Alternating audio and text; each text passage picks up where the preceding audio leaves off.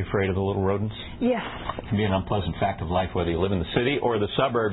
How do you get rid of pests like mice and rats? Well, one man says the secret to building a better mousetrap is to take a page out of the CBS hit show CSI. Tony Aiello has the story.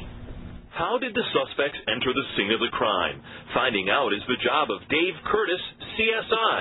That's Critter Scene Investigator. I have houses where within 24 hours I've figured out exactly where it is. And it's all thanks to the Rodotrak, Dave's contribution to the science of critter control. I'm having a blast with it myself. Dave had the bright idea of using crime scene investigation techniques to track the travels of mice, rats, and other household intruders. I think CSI Mousetrap is very appropriate. I think it works out great. The Curtises demonstrate using family pets Carol and her mouse spouse Henry, who enter the Rodotrak and come out covered in fluorescent powder. Under a blue light, their tracks are immediately visible. I can see footprints of where they've gone into my traps and where they're going to.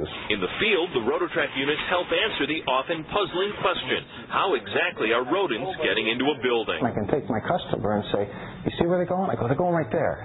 Sales of the Rodotrak are modest so far, but Dave says interest from the pest control industry is building. After you know how the mice are getting in, it's pretty easy to keep them out. You plug the holes with copper mesh.